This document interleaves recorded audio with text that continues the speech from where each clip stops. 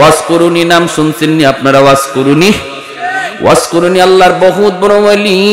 ইয়ামেনের করণ এলাকায় থাকেন, বৃদ্ধা মাকে নিয়ে ওয়াজকুরুনি জঙ্গলের মধ্যে থাকেন, উট টাকালি করেন, মার খেদমত করেন, মার সেবা করেন। এইদিকে মদিনায় আমার নবী রয়, দয়ার নবী মদিনাতুল মুনাওয়ারায় আসার জন্য ওয়াজকুরুনি মায়ার নবীকে দেখার জন্য তিনি পাগল, কারণ তিনি তো মায়ার নবীর আশিক।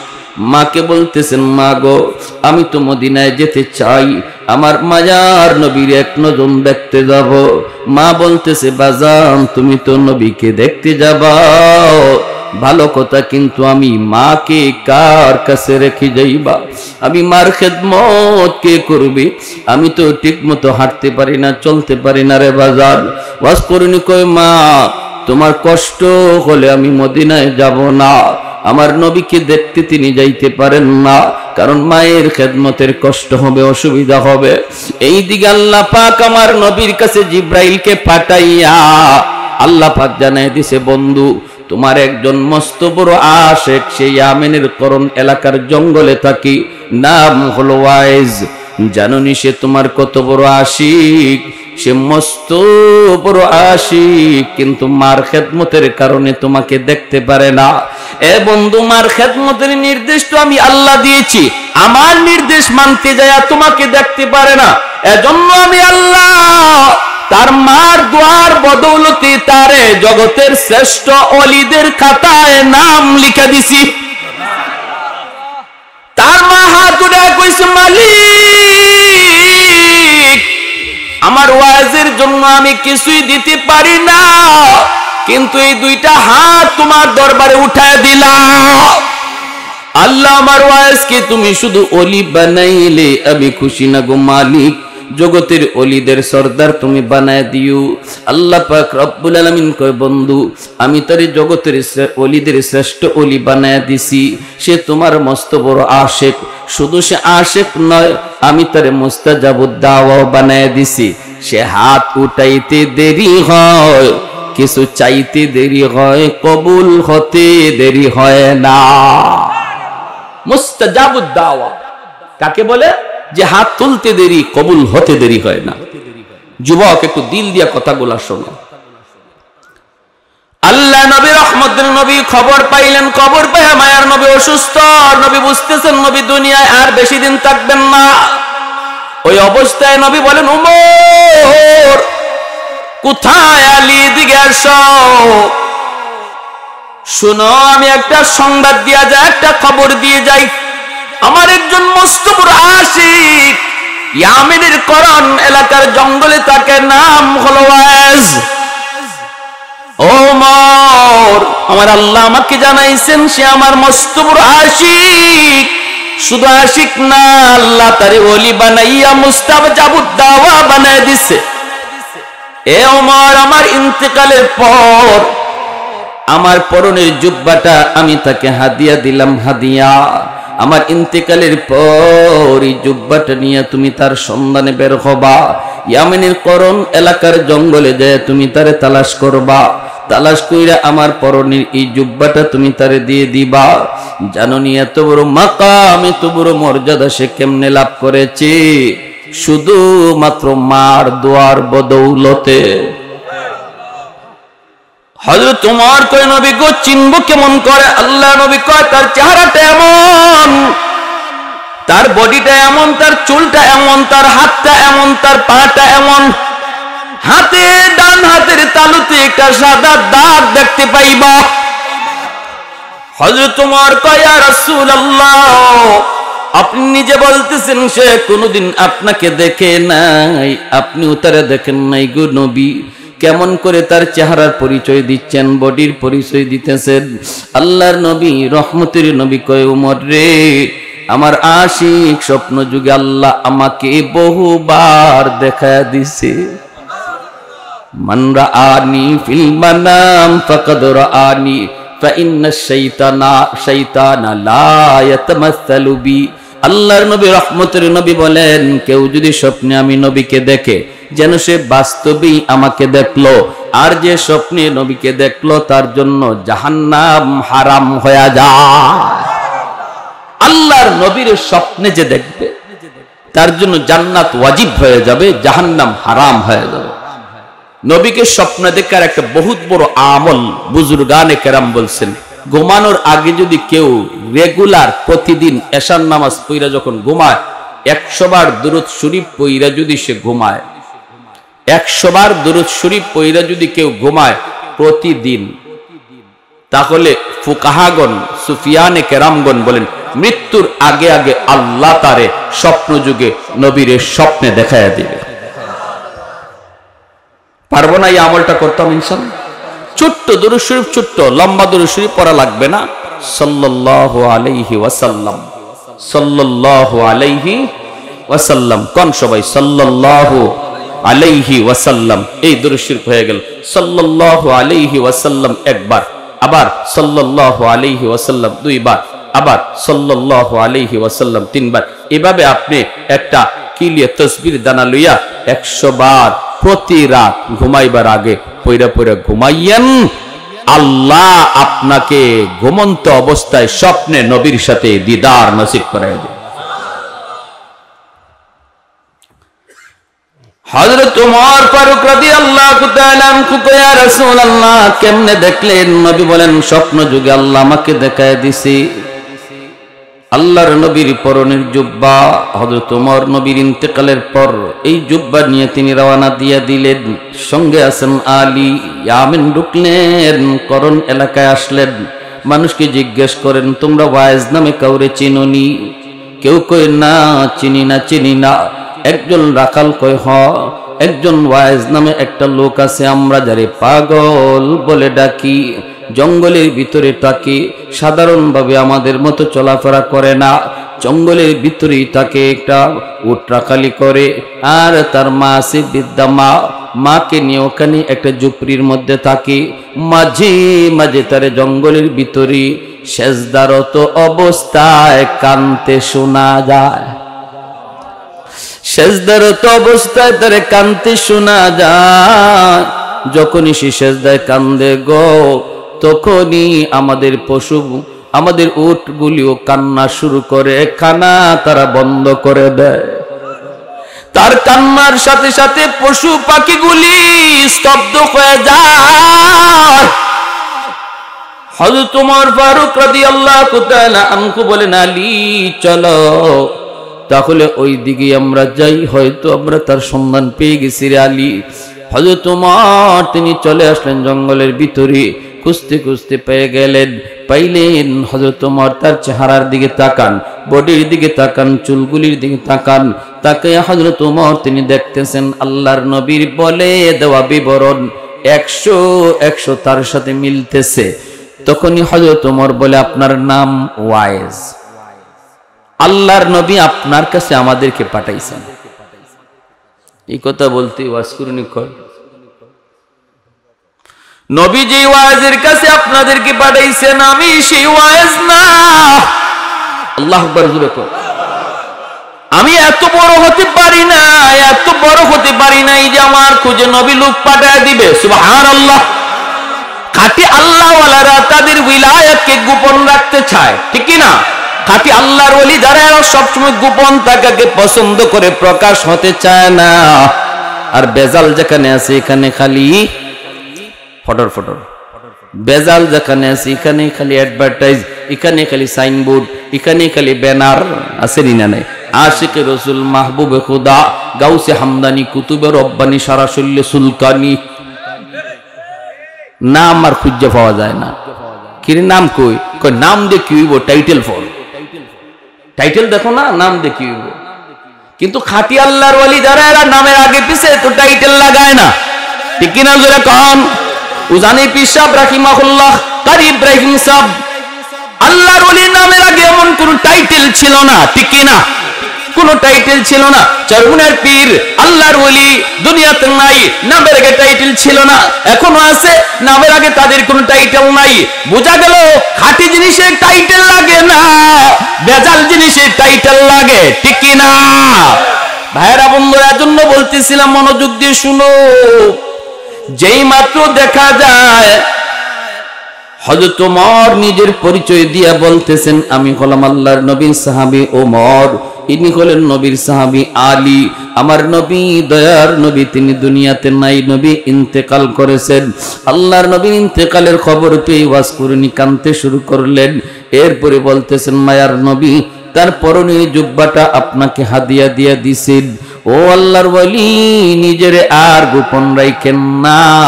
কি এমন নেকামল করেছেন গো? নবীর পরনের জুব্বা পাওয়ার জন্য আমি ওমর পাগল ছিলাম, আবু বকর পাগল ছিল, উসমান পাগল ছিল, আলী পাগল ছিল, সালমান ফারসি পাগল ছিল। ডাইনে বামে সারা জীবন নবীর সাথে তাইকা জীবন কাটায় দিলাম, কিন্তু নবীজির ইন্তেকালের আগে পরনের জুব্বা আমরা কেউ পাইলাম না। পাইলেন আপনি, যিনি নবীকে কোনোদিন দেখলেনও না। এমন কি আমল করেছেন একটু বলুন। আমার নবী যা বলেছেন, আপনার মায়ের দোয়া, কোথায় আপনার মা? এই আল্লাহর বান্দির চেহারা মুবারক একটু দেখা। আর একটু জোরে কন্যা সুবহানাল্লাহ। আপনার ডান হাতটা একটু দেখতে চাই। এই ডান হাতটা হাতের মধ্যে নিয়ে দেখেন, তালুর মধ্যে সাদা একটা দাগ দেখা যায়। এমনি হযরত ওমর কোন আর আপনি গোপন করবেন না। নবী এই বিবরণ দিয়েছেন, 100 মিলে গেছে। আর মায়ার নবী বলেছেন, এই জুব্বাটা আপনি পরবেন, পইরা আল্লাহর কাছে একটু সুপারিশ করবেন তার উম্মতের জন্য, গুনাহগার উম্মতের জন্য একটু সুপারিশ করতেন। কারণ নবী আমাদেরকে জানাইছেন, আপনি নাকি মুস্তাজাবুদ দাওয়া, আপনি হাত তুলতে দেরি হয়, আমার আল্লাহ কবুল করতে দেরি হয় না। ওয়াশকুরুনি, নবীর পরনের জুব্বা হাতের মধ্যে লইয়া তিনি দৌড় দিয়া চলে গেলেন জঙ্গলের ভিতরের যুবক, চলে গেলেন জঙ্গলের ভিতরে। যাইয়ে তিনি সেজদায় পড়ে গেলেন। সেজদায় পড়ে বলতেছেন, মালিক, ও মালিক, তোমার আমার গোপন রহস্য কেন তুমি জানাইছো তোমার বন্ধুরে? সুবহানাল্লাহ। তোমার আমার গোপন রহস্য, তোমার আমার গোপন সম্পর্ক কেন তুমি তোমার বন্ধুরে জানাইছো? আল্লাহ যখন জানাইছো, তাহলে আমিও তোমার সাথে বায়না ধরলাম, মাথা উঠাবো না, নবীর পরনের জুব্বাও আমি গায়ে দেব না, যতক্ষণ পর্যন্ত তোমার বন্ধুর সমস্ত উম্মতকে তুমি মাফ না করবা। আল্লাহু আকবার। মাথা জমিনে ঠেকায় দিছি, আমি পাগল, মাথা জমিন থেকে উঠাবো না যতক্ষণ পর্যন্ত গোটা উম্মতে মুহাম্মদের মাফ না করবা। আল্লাহ পাক রব্বুল আলামিন কয়, পাগল তুমি কি কও? ও ভাইরা বন্ধুরা, এটা কেমনে কয়? আল্লাহ পাকের সঙ্গে আল্লাহর ওলিদের অন্তরে অন্তরে কথা হইতো, আল্লাহ পাক অন্তরের ভিতরে কথা জমায়ে দিত। রব্বুল আলামিনের এরকম ভাবে আল্লাহ পাকের কথা আসলো। ওরে পাগল না হয় না, কত আছে মদকুর, কত আছে গাঞ্জাকুর, কত আছে বাপ মারে কষ্ট দেয়, মারে কান্দায়, বাবারে কান্দায়, কেমন করে আমি সবরে মাফ করি? আল্লাহ পাক কয়, যা পাগল, আমি তোমার খাতিরে 10% আমি উম্মত মাফ করে দিলাম। ওয়াজ করিনি কয়, মালিক আমি 10% 20% বুঝি না, 100% বুঝি, 100%। আল্লাহ বলে, যাও পাগল, তোমার সুপারিশে আমি আল্লাহ 20% উম্মত মাফ করে দিলাম। ওয়াজ করিনি কয়, মালিক আমি মানি না। আল্লাহ বলে, যাও 30 ভাগ উম্মত মাফ করে দিলাম। তখনও কয়, মানি না, মানি না। 40 ভাগ উম্মত মাফ করে দিলাম। এইদিকে আমার ভাইরা হযরত ওমর, হযরত আলী অপেক্ষায় থাকতে থাকতে কয়, কিরে আলী, ওয়াজ করুন গেল কোথায়? চলো তাড়াতাড়ি চলো, একটু খবর নেই। তারা দুজন চলে আসলেন ঝুপড়ির ভিতরে। আয়েশা দেখে ওয়াজ করুন সেজদায় পড়ে কার সাথে যেন বিড়বিড় করে কথা কয়। সেই কথা আর কারোর সাথে নয়, এই কথা তো কয় মাওলার সাথে। সেজদার মধ্যে আল্লাহ পাক বান্দার সবচেয়ে কাছে চলে আসে। জোরে কোন সুবহানাল্লাহ। আল্লাহ নবী কয়, সেজদার মধ্যে আল্লাহ পাক তার বান্দার খুব বেশি কাছে চলে আসে। এজন্য সেজদার হালতে আল্লাহর কাছে যা চাইবা আল্লাহ তাই পূরণ করে দিবে। ওয়াজ করুনি সেজদায় যায় কার সাথে বিড়বিড় করে যেন কথা কয়। হযরত ওমর আইসেই ডাক দিয়া দিলেন, ও আল্লাহর ওলি, কোথায় আমাদেরকে রেখে আপনি চলে আসলেন? যেই মাত্র ডাকটা দিলেন সাথে সাথে আল্লাহর সাথে কথা কওয়ার যে লাইন ছিল, লাইনটা কাট আপ হয়ে গেছে। ওয়াজ করুনি সেজদা থেকে উইটা বলতেছে, গো নবীর সাহাবী, আর একটু সময় যদি আপনারা ধৈর্য ধরতেন তাহলে আমি আমার মাওলার কাছ থেকে 100 ভাগ উম্মত মাফ করায়া লইতাম। मैं तालिब मौला हूँ मेरे इश्क निराला, मैं तालिब मौला हूँ मेरे इश्क निराला, है जुमला जहाँ जिनके तजल्ली से उजाला, है जुमला जहाँ जिनके तजल्ली से उजाला, मादर जो जहाँ गैर खुदा यार नदारम, जुज़े याद खुदा ही चे दिगर कार नदारम, जुज़े याद खुदा ही चे दिगर कार नदारम, मा मस्त सुबह। আমার ভাইরা বন্ধুরা জন্য মনোযোগ দিয়ে একটু খেয়াল করে কথাগুলি শোনো। মায়ের দোয়ার বদৌলতে ওয়াজ করুনি এত বড় সম্মানী, এত বড় ইজ্জতওয়ালা, এত বড় ওলি, এত বড় মুস্তাজাবুদ দাওয়া হইছে মায়ের দোয়ার বদৌলতে, ঠিক কি না? এজন্যই ভাইরা আব্দুল কাদের জিলানী, খাজা মঈনুদ্দিন চিশতির মতো হাজারো আব্দুল কাদের জিলানীর যদি আপনি ঘরে দাওয়াত দেন আর উনাদেরকে দাওয়াত খাওয়ায় যদি বলেন হাত উঠে মোনাজাত করেন আমার জন্য, আর পাশের ঘরে যদি আপনার মা আপনার বাবা যদি তোমার জন্য হাত উঠায়, আমার মায়ার নবীর হাদিস, নবী বলেন আব্দুল কাদের জিলানীর দোয়া কবুল হবে কি হবে না কোনো গ্যারান্টি নাই, কিন্তু মার দোয়া বাবার দোয়া কবুল হবে এর গ্যারান্টি আছে। বাপ মার দোয়া কবুল করার গ্যারান্টি দিয়েছেন মায়ার নবী, যেই নবী জীবনে কোনোদিন মিথ্যা বলেন না, ঠিক কিনা জোরে বলেন। অতএব বাপ মার কাছ থেকে দোয়া নিও, যদি জীবনে সফলতা চাও, ব্যবসায় যদি উন্নতি চাও, যদি তোমার জীবনের বাতি তুমি জ্বালাইতে চাও, বাপ মার দোয়া ছাড়া বদদোয়া নিলে দুনিয়া অন্ধকার, আখিরাত অন্ধকার। একটা বাস্তব ঘটনা শুনেন, যেই সন্তান মারে কষ্ট দিছিল, করাচির হযরত হাকিম আক্তার সাহেব রাহিমাহুল্লাহ, বহুত বড় আল্লাহর একজন ওলি, তিনি করাচির জামে মসজিদে নামাজ পড়েন। হঠাৎ করে তিনি দেখলেন একটা যুবক কাপড় দিয়া ডান হাত পেঁচায় রাখছি, সুন্দর করে নামাজ পড়তেছে, সুন্দর করে রুকু দেয়, সেজদা দেয়, কিন্তু ডান হাত কাপড় দিয়ে পেঁচানো। এই দৃশ্য দেখা আল্লাহর ওলি নামাজের পর যুবককে ডাক দিলেন, যুবক, তোমার নামাজটা বড় সুন্দর, তোমার রুকুটা বড় সুন্দর, তোমার সেজদাটাও বড় সুন্দর, কিন্তু ডান হাত কাপড় দিয়া কেন পেঁচায় রাখছো? যুবক বলতেছে, ও আল্লাহর ওলি, সে এক পিছনের করুণ ইতিহাস। আমার হাতের মধ্যে পচন শুরু হয়েছে, দুর্গন্ধ বের হয়, এত গন্ধ, এত দুর্গন্ধ, কাপড় দিয়ে যদি পেঁচায় না রাখি মসজিদের ভিতরে কেউ নামাজ পড়তে পারবে না, সবাই আমাকে মসজিদ থেকে বের করে দিবে, এজন্য কাপড় দিয়ে পেঁচায় রাখি। আল্লাহর ওলি বলেন, কেন, তুমি কি ডাক্তার দেখাও না? যুবক বলে, ডাক্তার দেখানো শেষ, ভারত পাকিস্তানের সব ডাক্তার দেখানো শেষ, কেউ আমার রোগ ধরতে পারে না, কেউ রোগ ধরতে পারে না, পারে না, পারে না। আল্লাহর ওলি কই, তাহলে অন্য দেশের ডাক্তার দেখাও না কেন? এমনি যুবক চুকির পানিটা চাইরা কান্দে আর বলতেছে, ও আল্লাহর ওলি, আমার বিশ্বাস হয়ে গেছে তামাম দুনিয়ার সমস্ত ডাক্তার যদি দেখানো হয় তবু আমার রোগ ভালো হবে না, কারণ আমার আগুন লাগছে আসমানে, পানি যদি দেই জমিনে কোনদিন আগুন নিভবে না।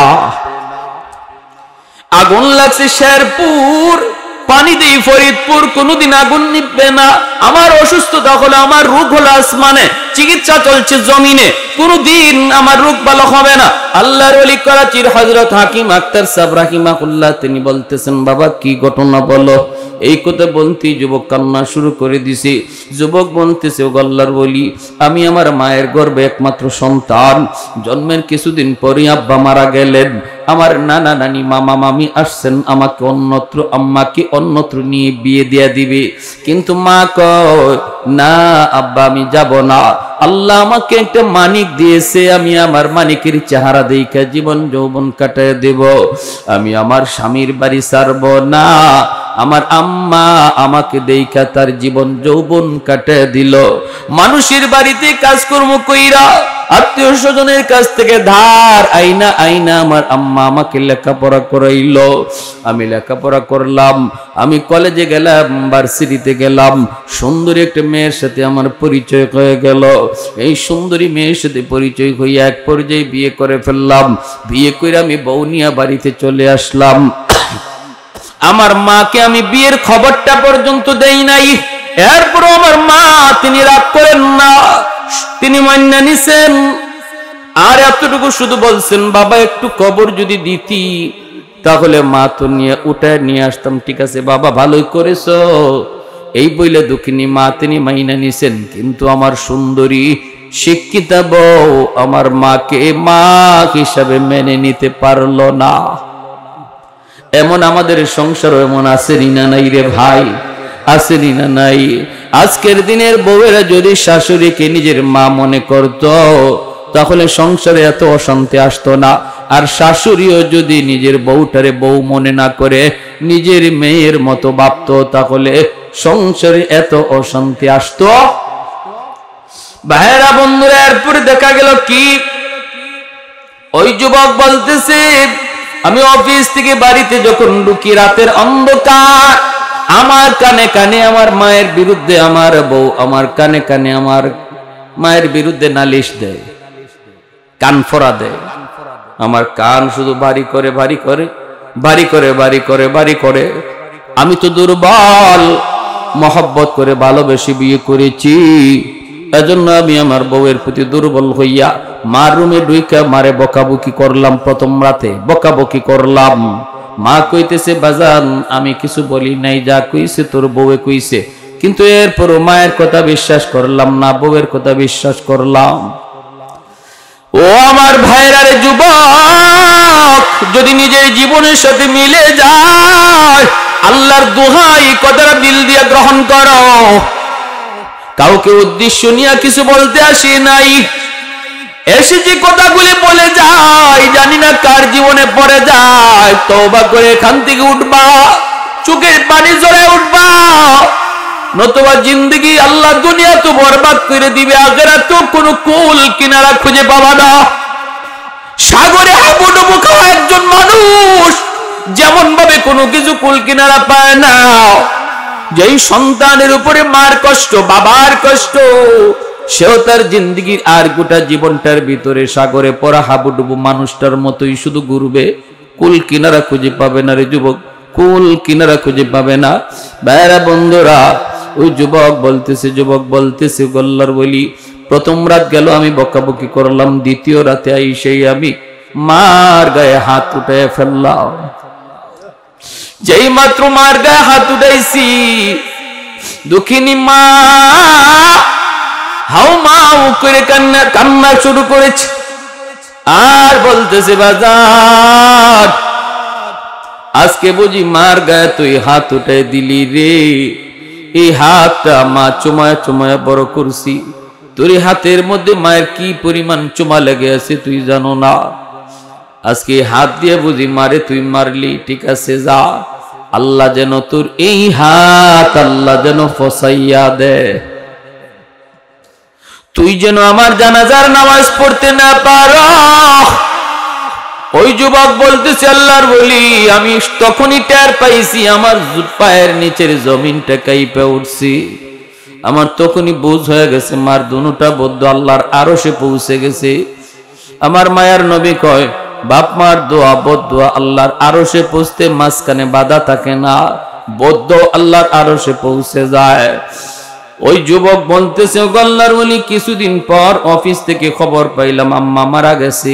আমি জানাজা পড়ার জন্য বাড়ির দিকে রওনা দিলাম, কিন্তু রাস্তাঘাটে এত সমস্যা হলো, অন্য কোনোদিন এত সমস্যা হয় না। বাড়িতে পৌঁছতে পৌঁছতে অনেক দেরি হয়ে গেল। আমি বাড়িতে ঢুকেই দেখি, গ্রামে ঢোকা মাত্রই দেখি মানুষজন একটা লাশ নিয়ে কবরস্থানের দিকে যাইতেছি। আমার বুঝ হয়ে গেছে জানাজা শেষ হয়ে গেছে মায়ের।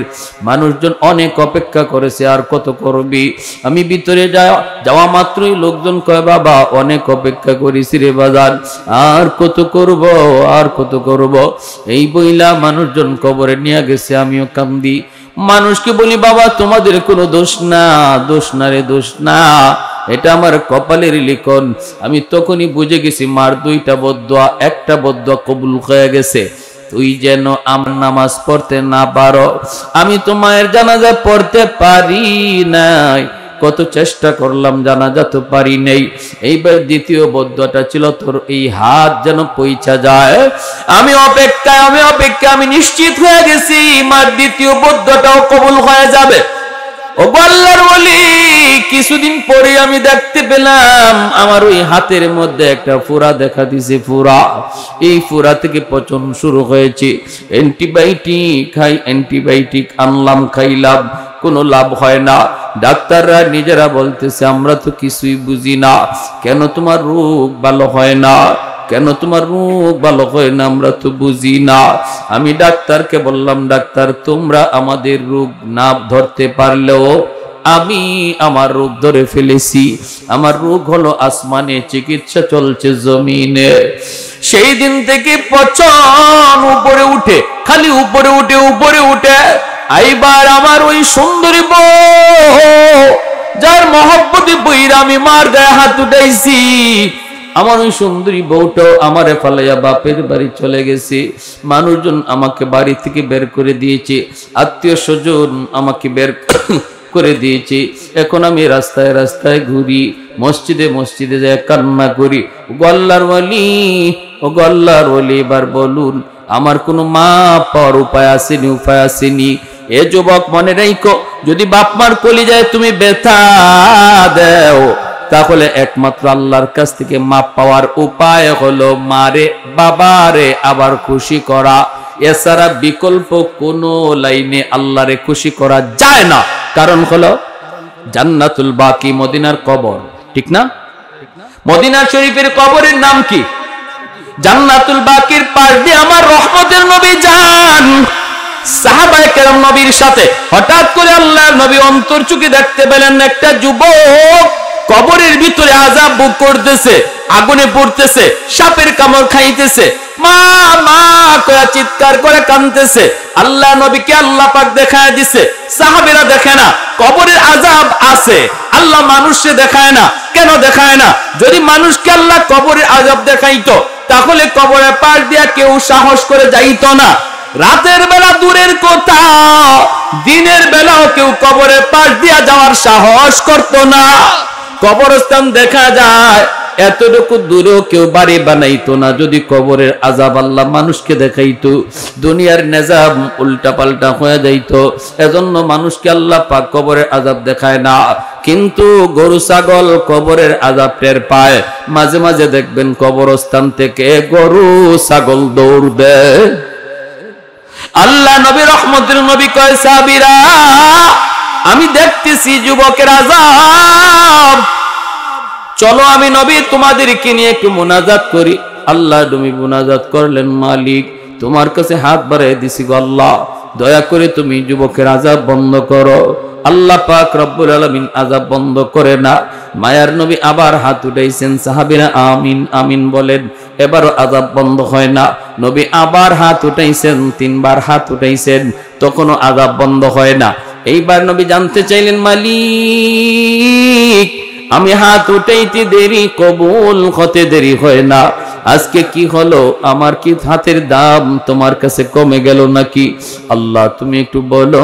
এই কথা বলতে আল্লাহ কয়, না বন্ধু, তোমার হাতের দাম কমে নাই বন্ধু।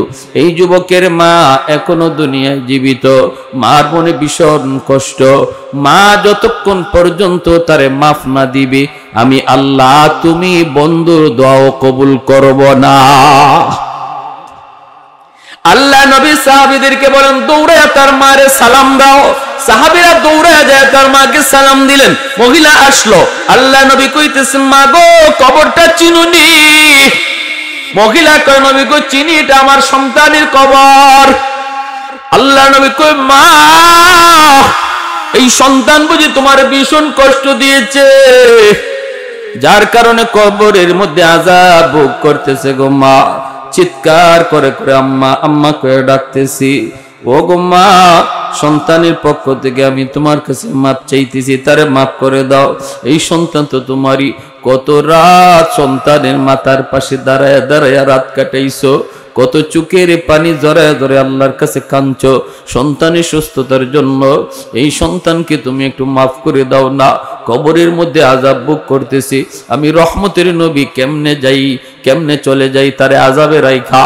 আমি তো রহমতের নবী। হাত বাড়াইছি একবার না তিনবার, আল্লাহ আমার হাত ফিরায় দিছে। তুমি তারে মাফ না করলে আল্লাহ আমার সুপারিশটাও কবুল করে না। এই কথা বলতেই মহিলার চোখ থেকে দর দর করে পানি ঝরা শুরু হয়ে গেল। মহিলায় কান্দে আর কই, নবী গো আমি এরে মাফ করবো না, আমি এরে মাফ করবো না। কেন গো নবী জানেননি? এখনো আমার পিঠে মাইরের দাগ আছে, আমার পিঠে এখনো তার আঘাতের দাগ আছে, মাইরের দাগ। না গো নবী আমি দের মাফ করবো না। আল্লাহ নবী পড়ে গেলেন বেকায়দায়। নবী কে, আল্লাহ মার দিলটা শক্ত হয়ে গেছে, মায় মাফ করবে না। ও মালিক, আমি জানি বাপ মার দিল যত শক্ত হোক বেশিক্ষণ থাকে না। যদি সন্তানের বিপদ বাপ মা নিজের চোখে দেখে তাহলে কিন্তু দিল নরম হয়ে যায়। ও আল্লাহ, কবরের আযাবটা তুমি আমারে যেভাবে দেখাইছো এইভাবে তার মারেও দেখায়া দাও। সাথে সাথে আল্লাহ কয়, বন্ধু তোমার এই সুপারিশটা আমি আল্লাহ কবুল করলাম। এমনি কবরের আযাবের দৃশ্যটা আল্লাহ পাক তার মারেও দেখায় দিছে। মা যেই মাত্র দেখছে কবরের ভিতরে সন্তানের আযাব, সাপের কামড়, আগুনে পুড়ের দৃশ্য, সাথে সাথে মার দিল নরম হয়ে গেছে। মা চিৎকার দিয়া কয়, ও নবীজি, আমার কলিজায় যত ব্যথা ছিল আমি সব ভুলে গেছি, ভুলে গেছি। মায় মাফ করতে দেরি হয়েছে, আযাব বন্ধ হতে দেরি হয় না। তাহলে আপনারা বলুন, বাপ মারে কেউ যদি কষ্ট দেয়, এই কষ্ট দেওয়ার কারণে আল্লাহ নারাজ হয়ে রয়েছে। অতএব আল্লাহকে যদি রাজি করাইতে হয়, বাপ মারে খুশি না কইরা দুনিয়ার মানুষে খুশি করলো আল্লাহ রাজি হবে। আল্লাহর নবী কয়, শেষমেশ একখান হাদিস শুনেন, মান আসবাহা মুতিআন লিল্লাহি ফি ওয়ালিদাইহি, কোন সন্তান যদি রাতের বেলা মা আর বাবারে খুশি করে ঘুমায়, ভালো করে শুনেন আল্লাহর নবীর হাদিস, রাতের বেলা যদি কোন সন্তান বাপ মারে খুশি করে ঘুমায়, কিভাবে খুশি করবেন সেটা আপনার ইচ্ছা, আমি বলবো না এটা কেমনে, আপনি জানেন। পাশে বসে যদি মার সাথে একটু গল্প করেন, সন্তান তো মুখ ভরে আম্মা আব্বা কইয়া বেশি বেশি ডাক দিলেই বাপ মার দিল খুশি হয়ে যায়, ঠিক না? বাপ মারে খুশি করা পৃথিবীতে সবচেয়ে সহজ। শ্বশুর বাড়ির মানুষকে খুশি করতেও বোয়াল মাছ নিতে হয়, কিন্তু মারে আর বাবারে খুশি করতে আম্মা আব্বা, মুখটা বইরা আম্মা আব্বা ডাকটা দিয়া দেখো মার দিল খুশি হয়ে গেছে।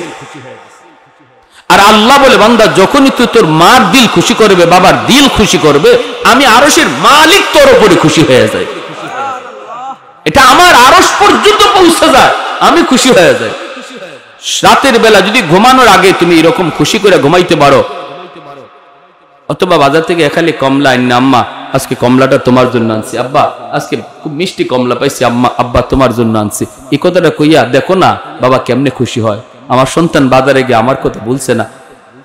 রাতের বেলা যদি তুমি খুশি করে ঘুমাও, নবী বলেন সকাল হওয়া মাত্রই জান্নাতের দুইটা দরজা আল্লাহ তোমার জন্য খুলে দেয়।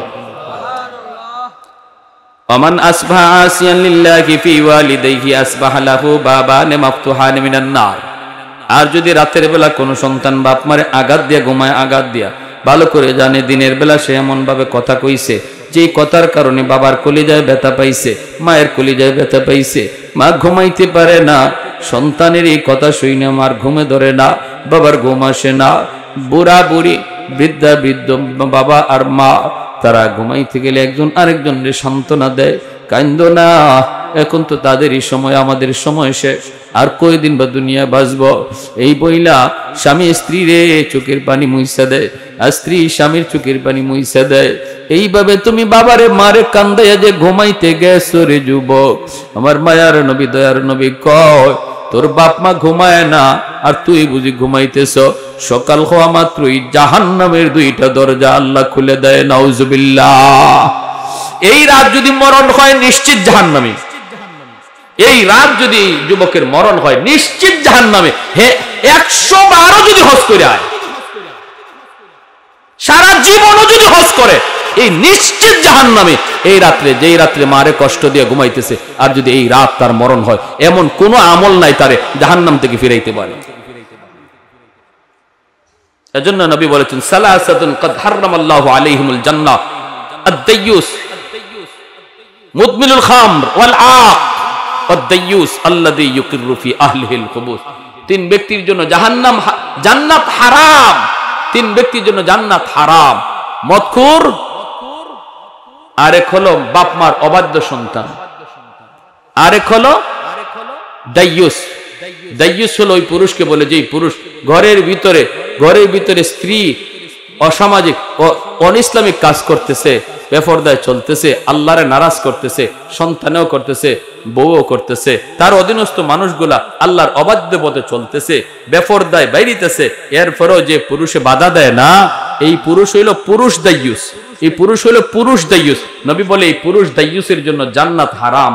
যে তার স্ত্রীরে বেপরদায় দেখকেও বাধা দেয় না, যে তার মেয়েটারে বেপরদায় দেখকেও বাধা দেয় না, যে তার বোনটারে বেপরদায় দেখকেও বাধা দেয় না, খারাপ কাজ চোখের সামনে হয়, এরপরে যেই পুরুষ বাধা দেয় না, তার অধীনস্থ লোক অন্যায় কাজ করতেছে, এরপরেও তাদেরকে শাসন করে না, আল্লাহ নবী কয় সে হলো পুরুষ দাইয়ুস, তার উপরে জান্নাত হারাম হয়ে যায়। নাউজুবিল্লাহ।